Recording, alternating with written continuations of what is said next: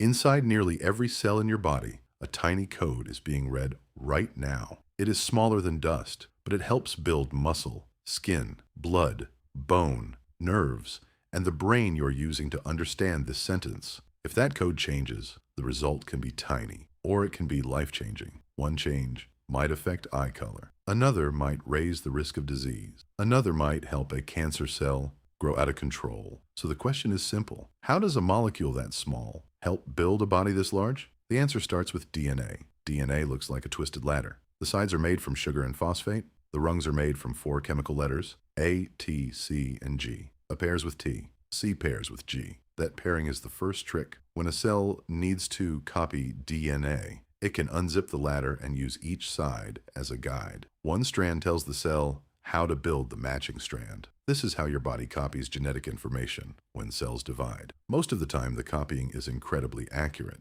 but it is not perfect. Sometimes one letter changes. Sometimes a section is deleted. Sometimes a piece is repeated or moved. These changes are called mutations. Some do almost nothing. Some are harmful. Some can be useful. Evolution depends on variation like this. But DNA is not just a copying system. The real magic is reading. Your DNA is like a huge instruction library. Almost every cell carries the same library, but different cells open different sections. A skin cell reads one set of instructions. A nerve cell reads another. A liver cell reads another. That is how cells with the same DNA can become completely different parts of the body. The sections people usually talk about are genes. A gene is a stretch of DNA that helps make a useful product, often a protein. Proteins do much of the work inside you. They build structures, carry oxygen, send signals, cut chemicals apart, and help cells communicate. So DNA does not usually act like a tiny boss shouting orders. It acts more like coded instructions for making tools. But humans are not the only creatures using this code. A dog, a dolphin, a bird, a frog, a fish, and a chimpanzee all run on DNA too. Their cells use the same basic four-letter system. A, T, C, and G appear across the living world. That is one of the strangest parts of biology. Life looks wildly different on the outside, but deep down it is built from the same kind of molecule. A whale and a mouse do not look similar. A chicken and a human do not look similar. A fly and a person definitely do not look similar. But their cells still use DNA, genes, RNA, and proteins. The instructions are arranged differently, switched on differently, and edited by evolution over millions of years. But the basic language is shared. That shared language is evidence that living things are related. Humans and chimpanzees are especially close. The famous estimate is that humans and chimpanzees are about 98 to 99% similar in the parts of DNA that can be directly compared, although the exact number depends on how the comparison is done.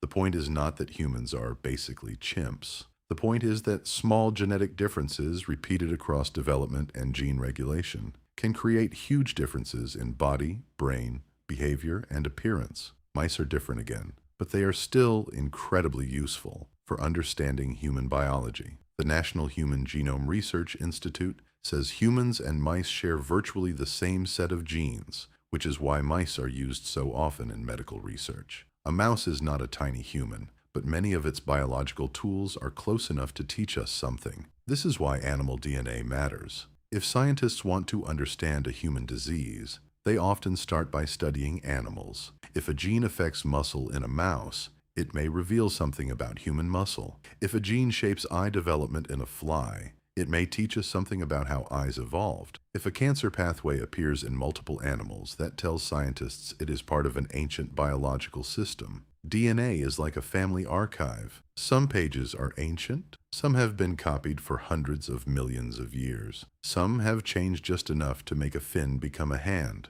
or a snout become a face, or a simple nervous system become a human brain. But here is where the simple version breaks. Less than 2% of the human genome codes directly for proteins. The rest is often called non-coding DNA. That does not mean it is useless. Some non-coding DNA helps control when and where genes turn on or off. Some helps protect chromosomes. Some still has functions scientists are working to understand. The U.S. National Institute of General Medical Sciences notes that only a small share of the human genome codes for proteins, while much of the rest has regulatory or other roles. That means the genome is not only a book of recipes, it is also a control panel. A cell has to decide which genes to read, when to read them, and how strongly to read them. This process is called gene regulation. Picture the DNA as a library with millions of pages. The cell does not read every page at once. It uses chemical markers,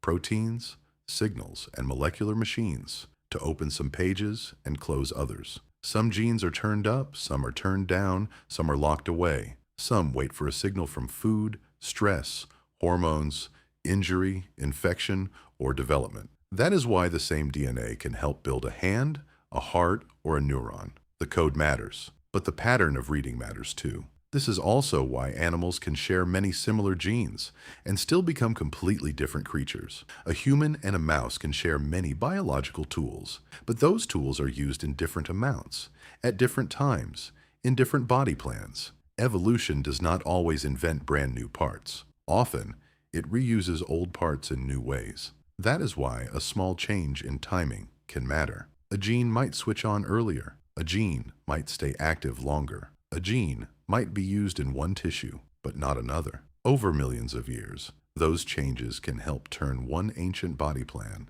into many different forms of life. This is where epigenetics comes in too. Epigenetics refers to changes in how genes act without changing the DNA letters themselves. Chemical tags can attach to DNA or to the proteins wrapped around it. These tags can make certain genes easier or harder to read. Environment, aging, disease, and development can all influence these patterns. That helps explain why identical twins can become more different over time. They start with nearly the same DNA, but their cells do not always read that DNA in exactly the same way forever. So DNA is not a fixed script that plays the same way in every cell. It is more like a living instruction system. There is the code, there are the switches, there are the readers, there are the signals, and there is timing. Modern genetics is also moving beyond the idea of one single human reference genome. For years, scientists compared people's DNA to one main reference.